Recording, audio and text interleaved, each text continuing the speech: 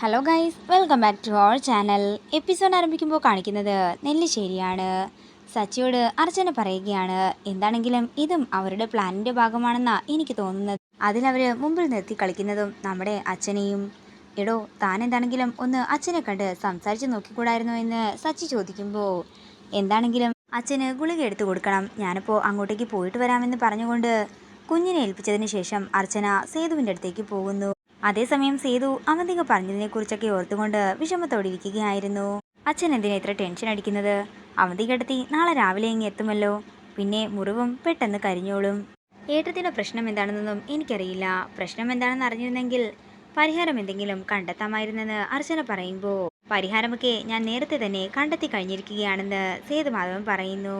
തൽക്കാലം മോൾ അതിനെക്കുറിച്ചൊന്നും അന്വേഷിക്കണ്ട. ഇല്ലച്ച, ഞാനൊന്നും അന്വേഷിക്കുന്നില്ല. പക്ഷേ എനിക്ക് അച്ഛനോട് ഒരു കാര്യം മാത്രമേ പറയാനുള്ളൂ. അച്ഛൻ എന്താണെങ്കിലും അവന്തിക ഏട്ടത്തിയെ പൂർണ്ണമായും വിശ്വസിക്കാൻ നിൽക്കണ്ട. അതേപോലെ തന്നെ നന്ദേട്ടനെ തള്ളിക്കളയാനും നിൽക്കണ്ട. അത്രയും പറഞ്ഞുകൊണ്ട് അർച്ചന മുറിയിൽ നിന്നും പോവുകയാണ്. നേരം പുലർച്ചെയാകുന്നു. പിന്നീട് കാണിക്കുന്നത് അവന്തിക നന്ദന്റെ ഒപ്പം ഹോസ്പിറ്റലിൽ നിന്നും നെല്ലിശ്ശേരിയിലേക്ക് എത്തിയിരിക്കുന്നതാണ്.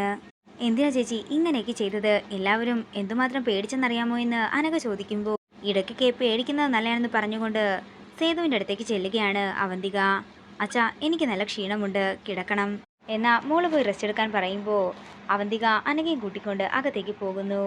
തുടർന്ന് നന്ദനെ പിടിച്ചു നിർത്തുകയാണ് സേതു. നന്ദ, എനിക്ക് നിന്നോട് കുറച്ച് കാര്യങ്ങൾ സംസാരിക്കാനുണ്ടായിരുന്നു. നന്ദ, ഇപ്പോൾ അവന്തിക ഇങ്ങനെയൊക്കെ ചെയ്യാൻ കാരണം നീ മാത്രമാണ്.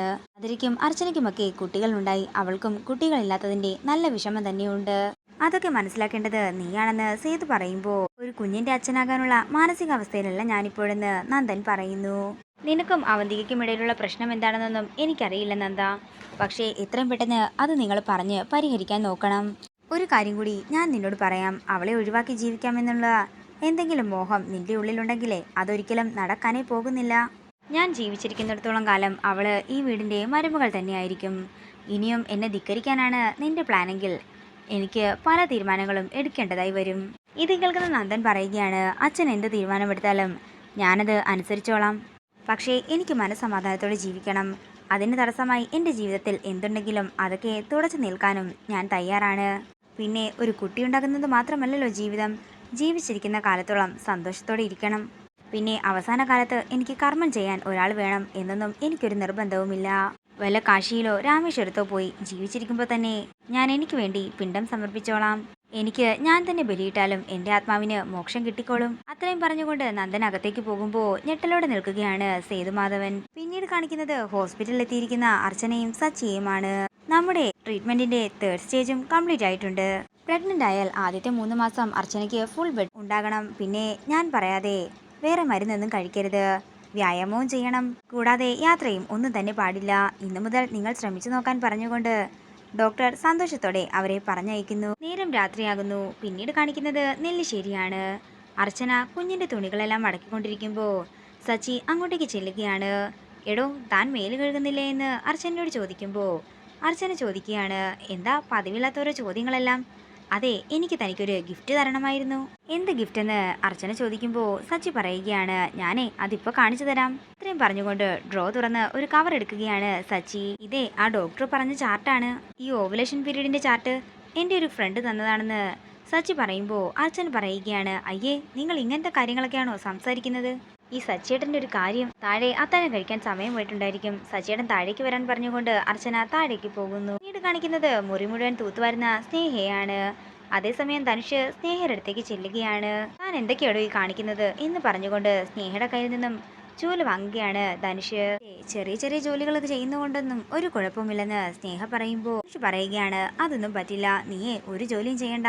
ഡെലിവറി സമയത്ത് ഞാനും ഉണ്ടാകും നിന്റെ ഒപ്പം ലേബർ റൂമില്. പിന്നെ മിക്കവാറും ഈ വീട്ടില് അടുത്തൊരു പ്രഗ്നൻസി കൂടി ഉണ്ടാകും. അർച്ചനയുടെ റിസൾട്ട് എല്ലാം പോസിറ്റീവ് ആണെന്നാണ് ഡോക്ടർ പറഞ്ഞത്. ഇത് കേൾക്കുന്ന സ്നേഹ പറയുകയാണ്, അച്ഛനടുത്തി കുറച്ച് കഴിഞ്ഞ് പ്രഗ്നന്റ് ആയാൽ മതിയായിരുന്നു. നിങ്ങൾക്ക് പെണ്ണുങ്ങൾക്ക് പൊതുവെയുള്ള കുശുമ്പാണല്ലോ ഇതെന്ന് ധനുഷ് പറയുന്നു. എന്റെ കാര്യങ്ങളൊക്കെ നോക്കാൻ പിന്നെ ആരും ഉണ്ടാകില്ലല്ലോ, അതാ ഞാൻ പറഞ്ഞതെന്ന് സ്നേഹ പറയുമ്പോൾ ധനുഷ് പറയുകയാണ്, അതിനെന്താടോ, നമുക്കൊരു ഹോം നഴ്സിനെ വെക്കാം. അവര് എത്ര നാളായി കാത്തിരിക്കുന്നതായത്. നമ്മുടെ വാവ കൂടി വരുമ്പോൾ നമ്മുടെ ജീവിതം ഒരു സ്വർഗമാകുമെന്ന് സന്തോഷത്തോടെ പറയുകയാണ് ധനുഷ്. പിന്നീട് കാണിക്കുന്നത് എല്ലാവരും ആഹാരം കഴിക്കാനായി ഇരിക്കുന്നതാണ്. തുടർന്ന് സേതു പറയുകയാണ്, നിങ്ങളുടെ പേരിൽ എഴുതി വെച്ചിട്ടുള്ള വിൽപത്രം ഞാനൊന്ന് തിരുത്താൻ പോവുകയാണ്. അല്ലച്ച, അതിന് 4 പേർക്കും തുല്യമായി തന്നെയല്ലേ സ്വത്ത് വീതിച്ചിരുന്നതെന്ന് സന്ദീപ് ചോദിക്കുമ്പോൾ കരുതി എന്താ മാറ്റങ്ങൾ വരുത്താൻ പാടില്ലേ എന്ന് ദേഷ്യത്തോടെ ചോദിക്കുകയാണ് സേതു. കേൾക്കുന്ന എല്ലാവരും ഞെട്ടലോടെ സേതുവിനെ നോക്കുന്നു. ഇതോടുകൂടി ഇന്നത്തെ എപ്പിസോഡ് ഇവിടെ തീരുകയാണ്. വീഡിയോ ഇഷ്ടമായെങ്കിൽ മറക്കാതെ ലൈക്ക് ചെയ്യുക, ഷെയർ ചെയ്യുക, കമൻറ്റ് ചെയ്യുക. കൂടുതൽ സീരിയൽ അപ്ഡേറ്റ്സിനായി മറക്കാതെ സബ്സ്ക്രൈബ് ചെയ്യുക.